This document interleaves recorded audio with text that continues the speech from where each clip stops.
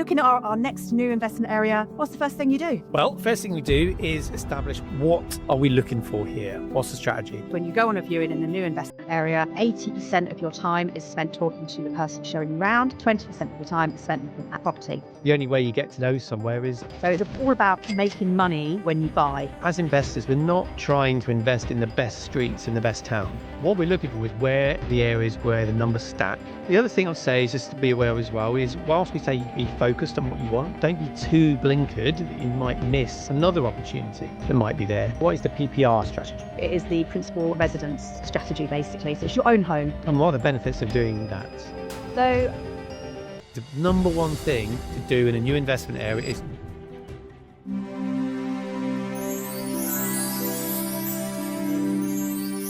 building wealth through property isn't about chasing big deals and paydays. It's about owning assets that make money for you consistently. But figuring it all out on your own, that's where most people get stuck. That's why we created this Property Life membership. It's everything we wish we had when we started. Expert guidance, real-world case studies, and a private community of investors actually doing deals, not just talking about them. So you could spend years trying to piece it all together yourself, or you could plug into a system that's already working for our community. Check out our membership page at This Property Life. Everything you need to know is right there. Success is a team sport. Come join in. in this episode of This Property Life, it's just me and Nick behind the mics, and we're lifting the lid on exactly what we do when we step into a new investment area for the first time. So Nick, we're out on a mentorship with a client, or we're looking at our next new investment area. What's the first thing you do? Before we jump in, let's tackle one of the biggest hurdles for property investors: finding the best buy-to-let locations for top returns. Over the years, we've helped countless individuals pinpoint the most profitable locations and maximise their rental income.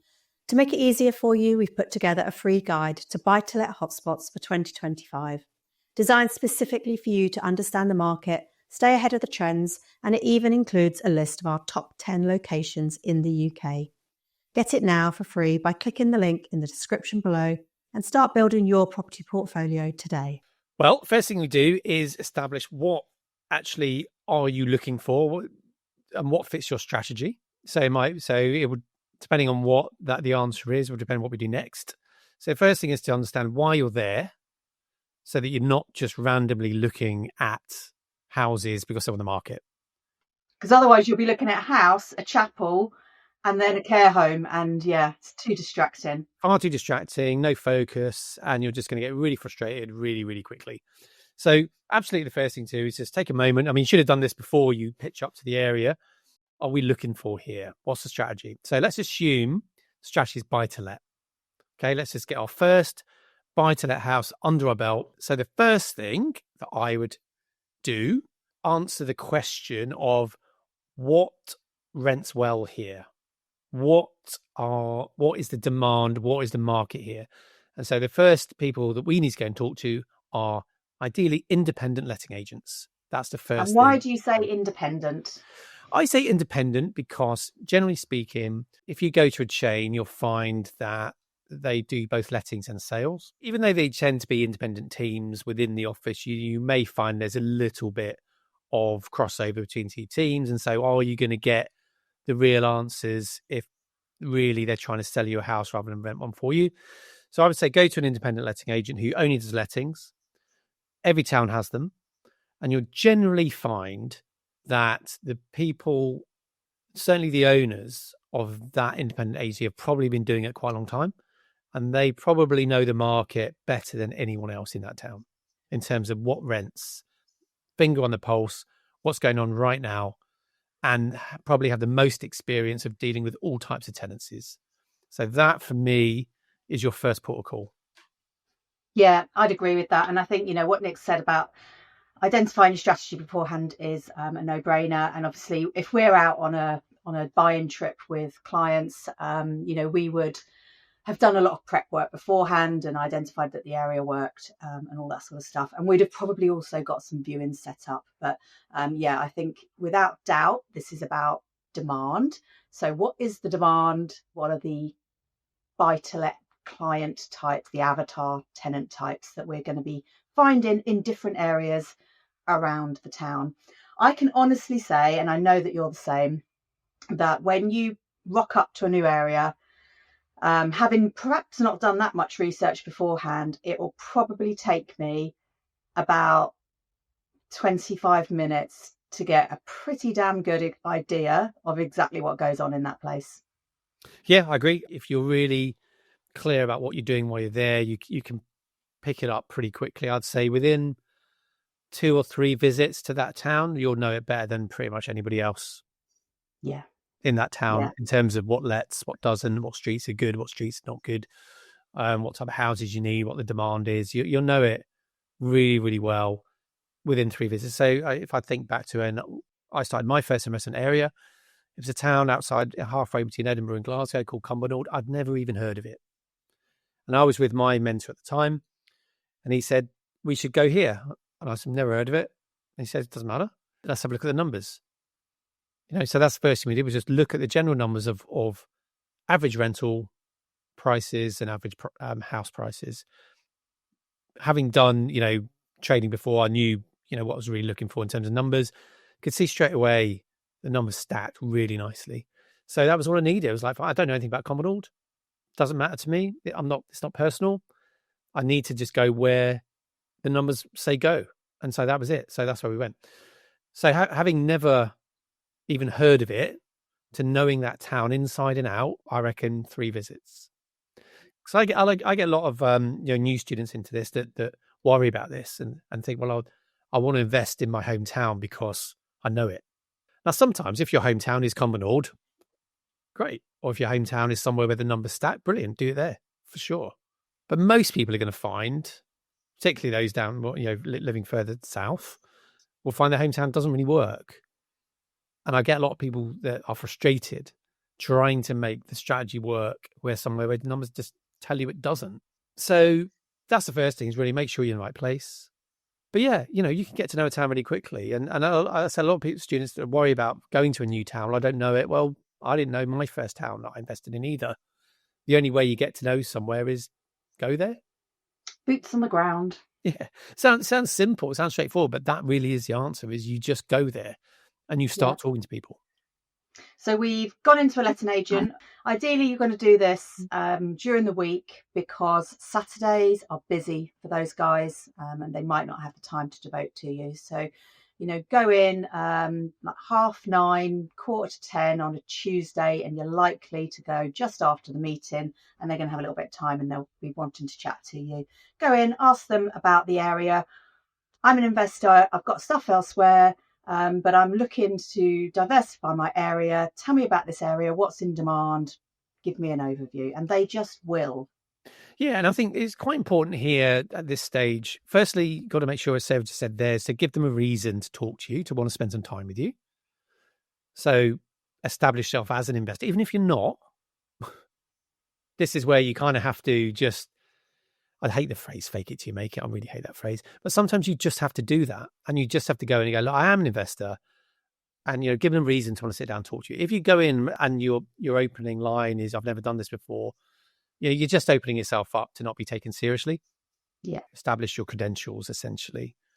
And then when you're talking to a letting agent, it is really about them understanding or trying to get them to understand what you're trying to achieve here, not just putting it all on them. So what I mean by that is it's really easy to use generic terms like good and bad. What's a good area? What's a bad area? Okay. And a letting agent will take that to mean, where are the nice parts of town and where are the not so nice parts of town? Right. So we've got to be really careful here, because as investors, we're not trying to invest in the best streets in the best town. That's the reality of what we do. What we're looking for is where are the areas where the numbers stack, and where lets and where doesn't let. And you'll probably find at the time, in most towns, everywhere lets. But there'll be some parts of town that are more popular than others, and some which maybe are a little bit harder to let than others. So that is just be really specific about the language that you're using, and not use generic good and bad, because good and bad means different things to different people. I want lettable, non-lettable. And if someone says this area is not lettable, I want to drill into that. Why? What makes that area not lettable? Is there any particular reason? I'll give you, again, a good example. When I started doing this in Cumbernauld, went in there, did exactly this, talked to letting agents, specialist independents, and they all started saying the same thing. They said pretty much everywhere in town lets. There were some nicer parts and some not so nice parts, but you can let anything apart from 2 streets. And they named these 2 streets. And they said, everything else brilliant. Those 2 streets, do not buy in those 2 streets. So I wanted to know why. So why can't I let in those 2 streets? What's wrong with those 2 streets? Because I identified these 2 streets when I did my pre-research. And they were, the numbers stacked amazingly there, cheap houses and good rents. So it seemed. But when I drilled into it, the agents were like, well, this particular street here, it's an area where there's lots of high-rise blocks and there's no management in those blocks. So essentially, you might drive that street, you might look at it and go, oh, it looks okay. And you'll look at the numbers and it will stack on paper. But then she said, but go and drive there at 7 o'clock at night. And you'll have a different picture. Essentially, that street had a history of drug activity. The blocks were unmanaged. So it was just carnage there. And it's a shame because there's some nice properties on that street. But it was just like, just don't buy there because you'll just not be able to let it. Or you'll let it, someone will live there who doesn't know the street, and they'll move out within a month. And you'll just have constant churn. Don't do it. And the other street was, a similar kind of story. So, that was really good knowledge. And I remember looking in the agent's windows and seeing houses sell on these streets at really good prices. And investors would buy them all the time. They're always in auction. And you'd get a non-local investor that would buy them, spend money on it, try and rent it, having not done their due diligence. And you just see these properties continually coming to sale, constantly churning, straight back into auction, straight in the estate agent windows. And again, this is a good reason to go and talk to letting agents before you talk to estate agents, because if you went into an estate agent, they would 100% sell you houses on those 2 streets. Yeah. Of course, there is the flip side to that as well. So we did exactly the same when we went up to Liverpool like 10 years ago.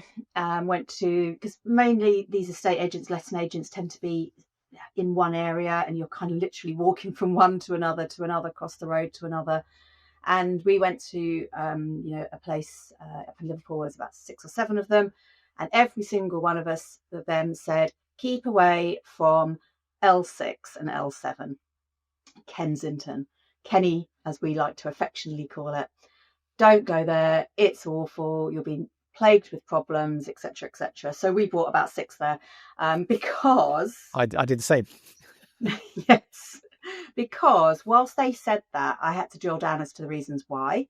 And the reasons why, the housing stock was poor quality, the tenant type was a little bit poor quality, it was the prostitute area, all of these different things. But it was an up and coming student area and I was doing HMOs. So my goal was cash flow. My strategy was HMOs. Where did the HMOs work? The area was Kenny. So, we did buy there, but we didn't just do it in spite of, there was lots of other due diligence that went on behind the scenes in terms of networking, talking to other investors, talking to our brokers, talking to student HMO letting agents who were like, yeah, absolutely. These are the streets you need to look at within Kenny. It's absolutely down to detail. It's really, I get this quite a lot with, students just starting out or people working with us who are just starting out. They don't drill into the detail enough. It's a little bit flippant. They take everything face value. An agent says, "Oh, don't buy there. That's not a great area." So they just scroll it. They just like ring fence it on their map or whatever and cross it off. It's like, it's not enough work. You got to drill in more because, as I said, there's 2 examples there of one where you drill into it. You're like, absolutely, I'm not buying there, and another one you drill into it. It's like, absolutely, I am buying there. So it's all about the detail and understanding your strategy. Otherwise, it's too easy to get influenced by an agent who's not an investor. Yeah. So we've done the letting agents and there's so much more we could talk about of questions you should ask there. But, you're in a new investment area, talk to the letting agents, go and talk to estate agents as well. Ideally get some viewings in, because when you go on a viewing in a new investment area, pretty much I say 80% of your time is spent talking to the person showing you around. 20% of your time is spent looking at the property. Other things that I like to do, if I've got a bit of time, I'll go into a local cafe where you can tell that people go and they're regularly in there chatting away to each other, and I'll go in and I'll start a conversation. And I'll be like, oh, I'm up here. You can tell from my accent I'm not from round here. But, I was looking at these houses on such and such a street. What can you tell me? And you will get a host of information from the locals as to who buys where, who's selling, who's renting, where you should avoid, whose grandma's just died in a house that's up for sale, all sorts of good stuff. Absolutely.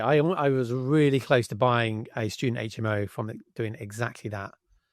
So this is my main student HMO areas at times, Birmingham. Before I started looking at Liverpool, I went to Sunderland, looked at a few houses, nothing was quite working, and I wanted to really buy near the hospital, big hospital there, teaching hospital, and I wanted to do that market.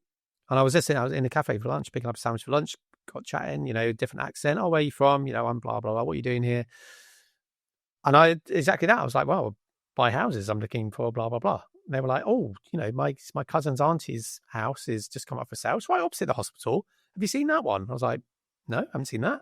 It was on the market. I looked it up. Yeah, it's still available. We've just viewed it, and I think someone's going to make an offer. If you're, and I said, well, can I dispute it now? And they were like, yeah, okay.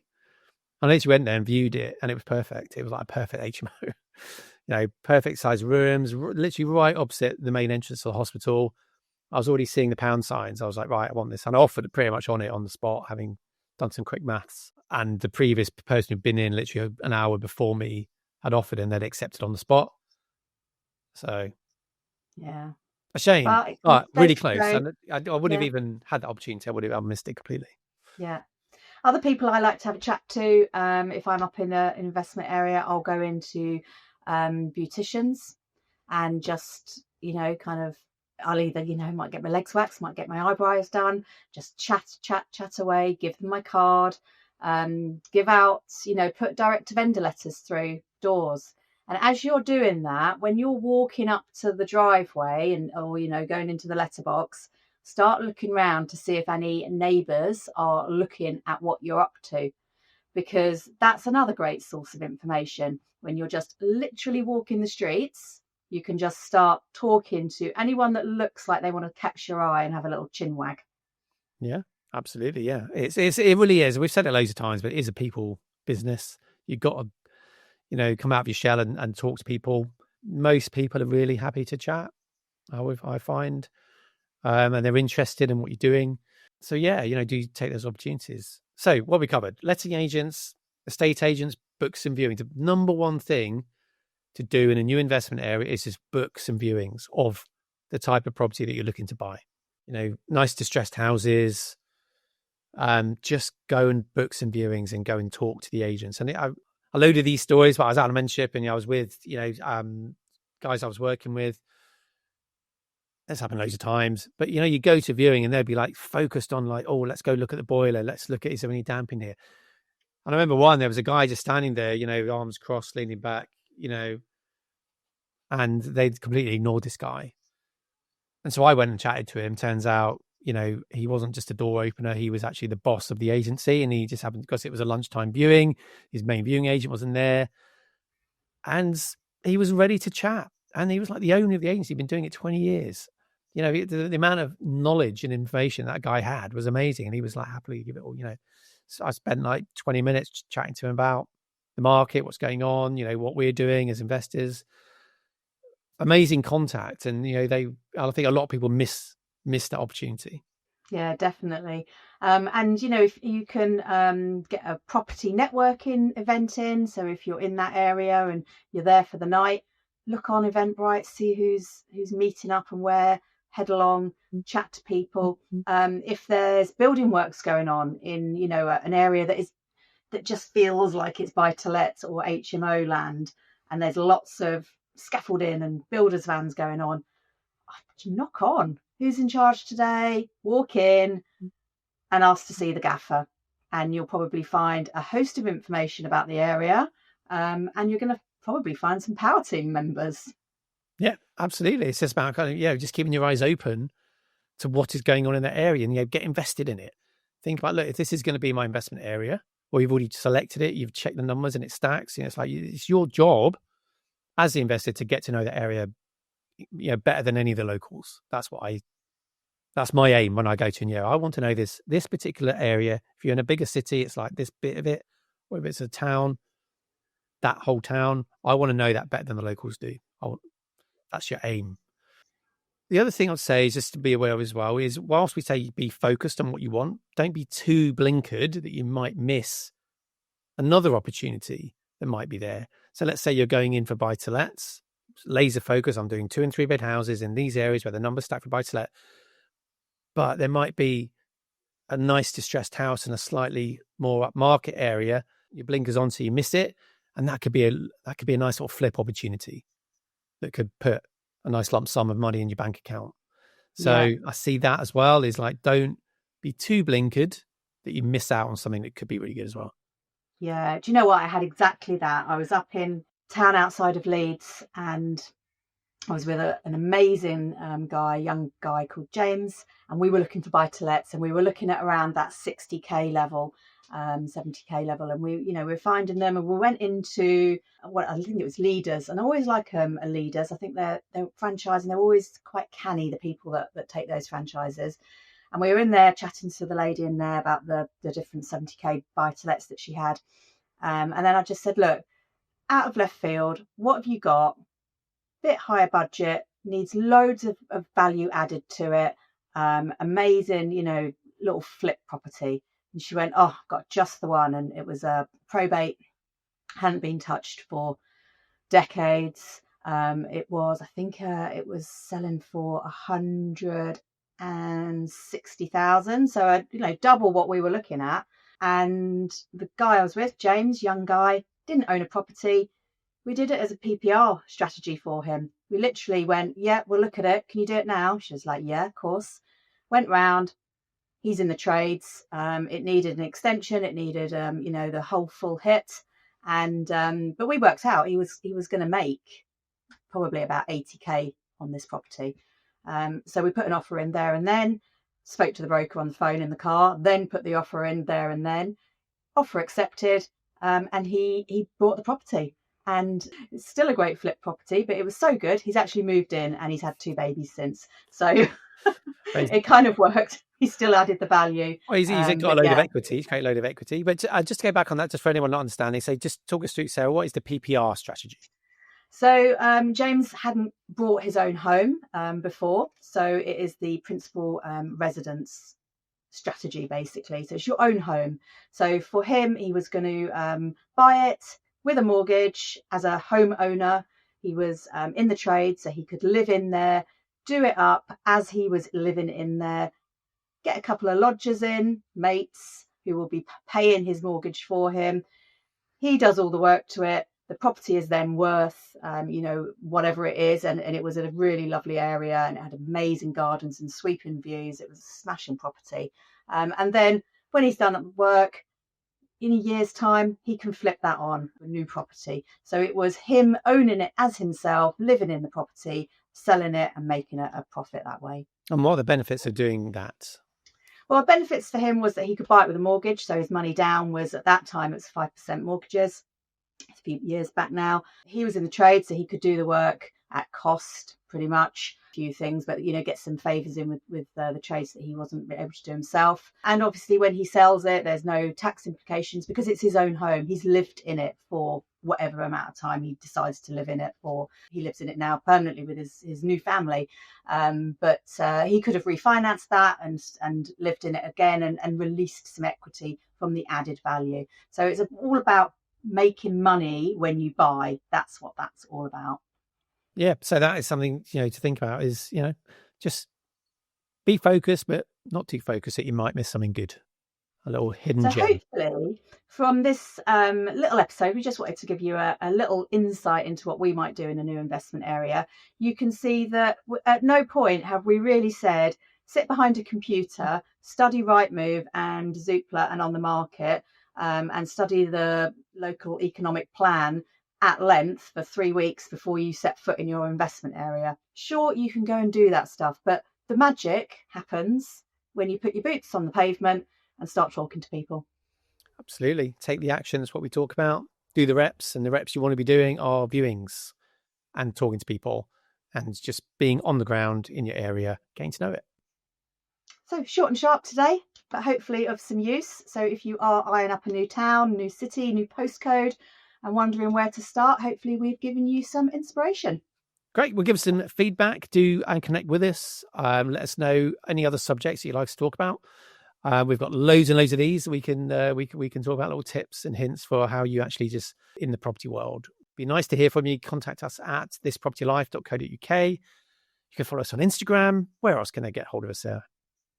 Well, you can meet us in person 5th of July at the Hilton in London, Syon Park, our new networking events.